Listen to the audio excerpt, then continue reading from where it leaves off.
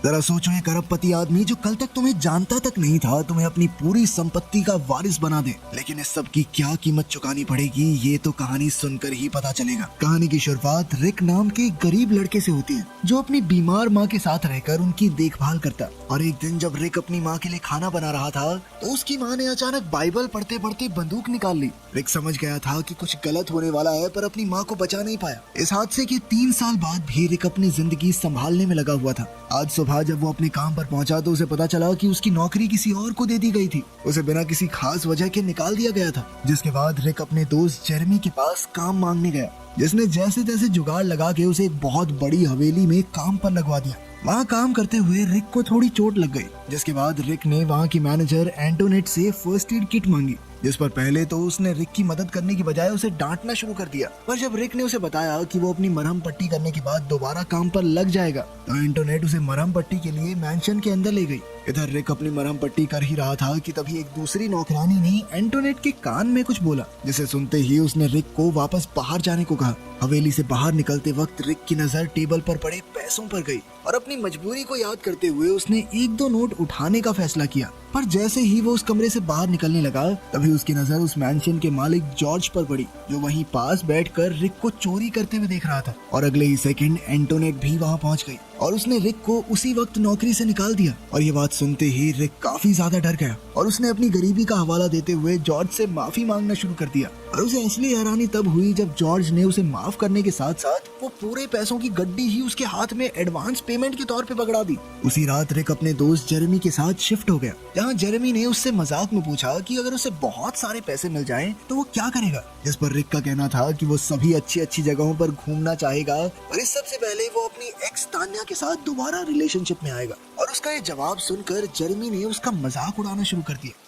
अगली सुबह रिक और जेरेमी आपस में काम बांट ही रहे थे कि तभी रिक को मैंशन के अंदर से मिस्टर जॉर्ज का बुलावा आया। और जब रिक मिस्टर जॉर्ज से मिला तो उन्होंने उसे बताया कि असल में उसके पास कोई वारिस नहीं है, जिस चीज का उसे बहुत ज्यादा पछतावा था। और इसके बाद उन्होंने रिक से पूछा कि क्या उसे भगवान में विश्वास है, जिस पर रिक के हामी भरते ही जॉर्ज ने उसके सामने पैसों का ऑफर रख दिया, जिसके मुताबिक अगर रिक मिस्टर जॉर्ज के मरे हुए शरीर के ऊपर खाना खाने को तैयार हो जाए तो वो उनकी सारी जायदाद का मालिक बन सकता है। रिक को ये सब मजाक लग रहा था, लेकिन जॉर्ज मजाक के मूड में बिल्कुल नहीं था। उसने कहा कि ये मौका तुम्हारी पूरी जिंदगी पलट सकता है। रिक इसके लिए तैयार नहीं था, पर जॉर्ज ने उसे दोबारा सोचने को कहा। कहीं ना कहीं जॉर्ज जानता था कि पैसों की कमी से ये काम करवा ही देगी। रिक को मरे हुए शरीर पर खाना खुना खाने की बात थोड़ी ज्यादा अजीब सी लग गई थी, इसीलिए उसने दूसरी नौकरी ढूंढना शुरू कर दिया। पर इसका कोई फायदा नहीं हो रहा था। और तभी अचानक उसके दरवाजे पर एक दस्तक हुई, जिसे खोलते ही एक आदमी रिक को मैंशन ले जाने के लिए इनविटेशन लेकर खड़ा था। और उसने रिक को जल्द से जल्द तैयार होने को कहा।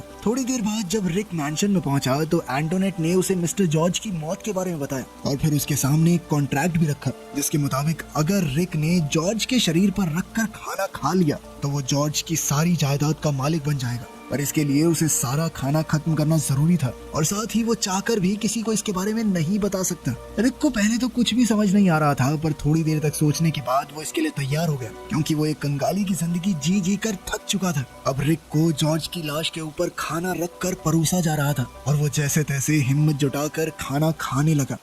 इधर एंटोनेट लगातार उसे याद दिला रही थी कि उसे पूरा खाना खत्म करना होगा, अगर कुछ भी रह गया तो नहीं मिलेगी जायदाद। और जैसे ही रिक ये करने में कामयाब हुआ तो एंटोनेट ने उसके हाथ में एक कार्ड पकड़ा दिया, जिसमें मिस्टर जॉर्ज के आखिरी शब्द लिखे हुए थे, जो एक किस्म का कॉन्ट्रैक्ट था, क्योंकि उस कार्ड पर लिखा था कि अब से रिक मिस्टर जॉर्ज की सारी परेशानियां अपने सर लेने वाला है और इसके बदले में वो अपनी साफ आत्मा मिस्टर जॉर्ज को देगा। लेकिन रिक इस समय ज्यादा सोचने समझने की हालत में नहीं था और उसने बिना ज्यादा पढ़े कॉन्ट्रैक्ट पर साइन कर दिया, जिसके तुरंत बाद उसे बहुत अजीब सा महसूस होना शुरू हो गया। और जैसे ही वो वापस अपने घर आकर बिस्तर में लेटा तो अचानक से उसे ऐसा लगा मानो वो पानी के अंदर हो और तभी चारों तरफ से आत्माओं ने उसे घेर लिया। ये मंजर देखकर वो बहुत ज्यादा डर गया। अगली सुबह जब रिक हवेली में घूम रहा था तो उसकी नजर एक आदमी पर पड़ी जो उसे घूर रहा था और अगले ही सेकंड वो आदमी वहाँ से गायब हो गया। रिक ने उस आदमी का पीछा करने की कोशिश की, पर एंटोनेट ने उसे वहीं रोक दिया, मानो जैसे कुछ हुआ ही ना हो। और साथ ही उसने रिक को बताया कि वो इस मैंशन का मालिक है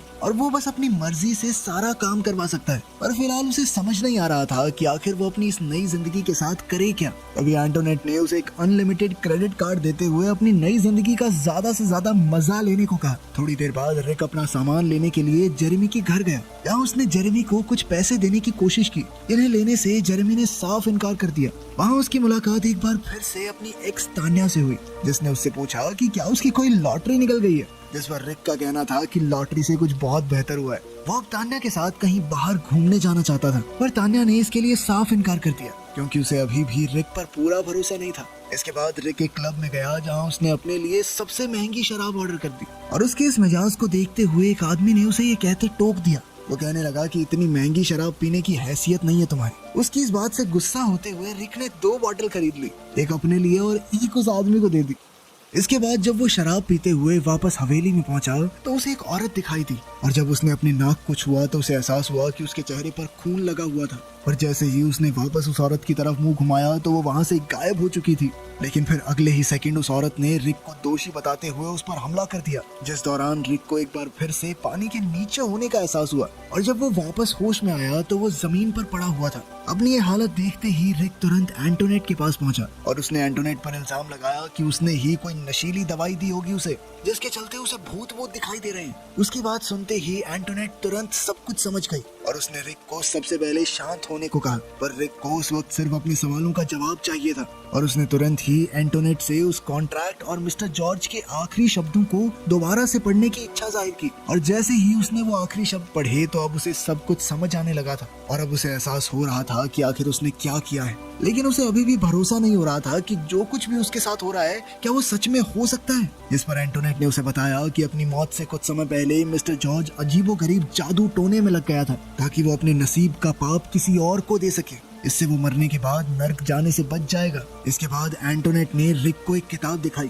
जिसमें एक खास रिचुअल के बारे में लिखा हुआ था, जिसमें लोग एक ऐसे इंसान को चुनते थे जो उनके मरे हुए शरीर पर बैठकर खाना खाए ताकि उस आदमी के सभी पाप खाने की मदद से ट्रांसफर हो जाएं। और ऐसे लोगों को खास तौर पर सिन ईटर्स कहा जाता था। अब रिक को एहसास हो गया था कि वो भी एक सिन ईटर बन चुका है। अब एंटोनेट ने उसे समझाया कि पैसा हमेशा एक कीमत देने के बाद ही आता है और अब रिक इस सब को वापस से ठीक करना चाहता था और इसीलिए वो बिना कुछ समय अपने पापों का प्रायश्चित करने के लिए सीधा चर्च पहुंच गया। लेकिन चर्च पहुंचने के बाद फादर ने उससे पूछा कि बताओ तुमने क्या पाप किया है। तो रिक को अपने पापों के बारे में कुछ पता ही नहीं था क्योंकि असल में ये उसने किए ही नहीं थे। ये सारे पाप तो मिस्टर जॉर्ज के थे, इसीलिए वो चुपचाप वापस आ गया। हवेली में पहुंचते ही उसने एक एक करके सभी नौकरों से मिस्टर जॉर्ज के बारे में पूछना शुरू कर दिया, पर कोई भी उसे कुछ भी बताने को तैयार नहीं था और इसीलिए अंत में उसने एंटोनेट को नौकरी से निकालने की धमकी देते हुए उससे मिस्टर जॉर्ज के पापों के बारे में पूछा। जिसके बाद एंटोनेट ने उसके सामने मिस्टर जॉर्ज के पुलिस रिकॉर्ड, एक ऑडियो टेप और सारी कन्फेशंस रख दिए, जिनकी जांच करने के बाद रिक को पता चला कि मिस्टर जॉर्ज पर अपनी पत्नी सुजैन का कत्ल करने का इल्जाम था, जिसे जॉर्ज ने कभी माना तो नहीं था। पर उस फाइल को देखते ही रिक समझ गया कि उस पर हमला करने वाली वो औरत सुजैन की आत्मा ही थी।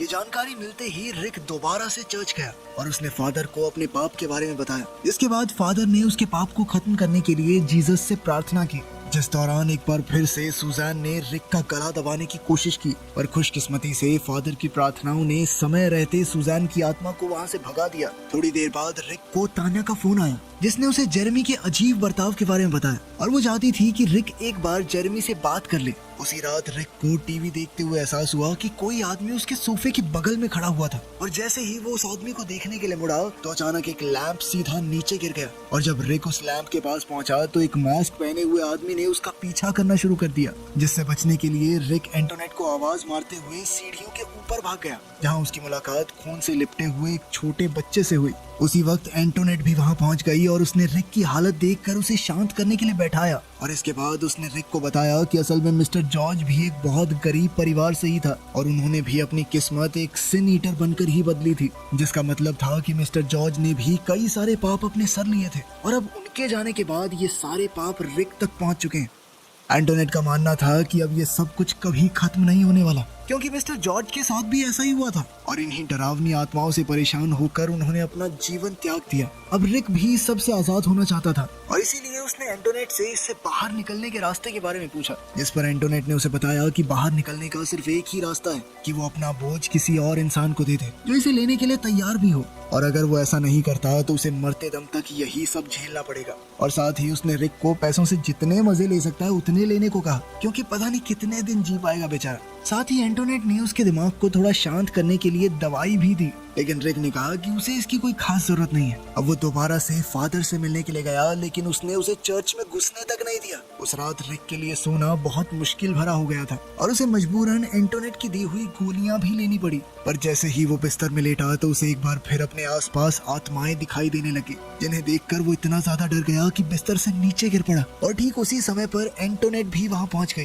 पर उस वक्त रिक अपने पूरे होश में नहीं था और उसे अपने सामने अपनी माँ दिखाई दे रही थी। पर जैसे ही वो अपनी माँ की तरफ बढ़ा तो डॉक्टर उसे इंजेक्शन लगाकर वापस होश में ले आए। जिसके बाद रिक ने एंटोनेट को बताया कि अब वो कुछ अलग करना चाहता है, चाहे वो रास्ता कितना भी खतरनाक हो, वो करना चाहता है। एंटोनेट ने उसे समझाया कि ये बहुत ही अजीब होगा उसके लिए। मिस्टर जॉर्ज तक तैयार नहीं हुए थे इसके लिए। और उसने एक बार फिर से रिक से पूछा कि क्या वो सच में अपना सारा पैसा छोड़ना चाहता है, जिस पर रिक ने कहा कि इससे तो मैं भिखारी ही अच्छा था। पर जब इसके बाद एंटोनेट ने उससे पूछा कि क्या उसके पास कोई ऐसा इंसान है जो ये जिम्मेदारी लेने को तैयार हो, तो रिक के पास इसका कोई जवाब नहीं था। और उसने एंटोनेट से ही पूछ लिया कि क्या वो ये जिम्मेदारी लेना चाहेगी। पर एंटोनेट ने इससे साफ इनकार कर दिया, क्योंकि जो इंसान उसकी की हुई डील के बारे में सब जानता हो वो ये नहीं कर सकता। साथ ही उसने सुझाया कि तुम्हारा वो दोस्त है ना जेरेमी, शायद वो इसके लिए तैयार हो सकता है। पर रिक इसके लिए तैयार नहीं था, क्योंकि वो एक ऐसे इंसान के साथ बुरा नहीं करना चाहता था जिसके साथ उसने अपनी पूरी जिंदगी बिताई हो।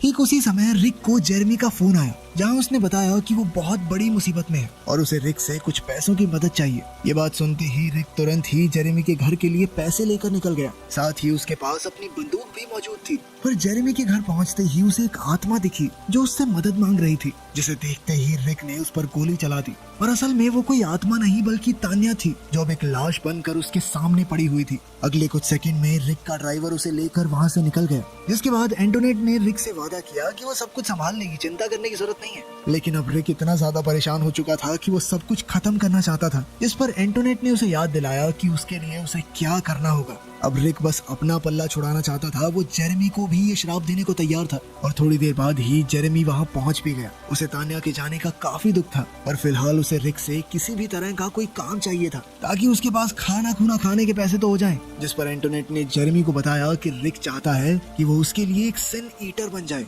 जिसके लिए जेरेमी भी तुरंत ही तैयार हो गया, क्योंकि उसे नहीं लगा था कि ये सब सच में हो जाएगा। थोड़ी देर बाद रिक एक टेबल पर लेट गया, जहां डॉक्टर्स इस रिचुअल को तैयार कर रहे थे। एंटोनेट ने उसे भरोसा दिलाया कि ये तरीका काम जरूर करेगा। कुछ देर बाद डॉक्टर ने रिक को एक इंजेक्शन दिया, जिससे उसका दिल धड़कना बंद हो गया। अब रिक को दूसरी दुनिया में होश आया, जहाँ सभी आत्माएं मदद के लिए चिल्ला रही थी। और इन सब के बीच रिक को अपनी माँ भी दिखाई दी। पर जैसे ही वो उनके पास पहुंचा तो वो तान्या में बदल गई और दोनों ने एक दूसरे से माफी मांगी। अगले ही सेकंड सभी आत्माओं ने उसके ऊपर हमला कर दिया, लेकिन इस बार उसकी माँ की आत्मा ने उसे बचा लिया। तभी रिक को दोबारा होश आ गया, जिसके बाद एंटोनेट ने उसे बताया कि जेरेमी ने पूजा खत्म करके रिक की सारी परेशानियां अपने सर पर ले ली थी और अब रिक पूरी तरह से आजाद है।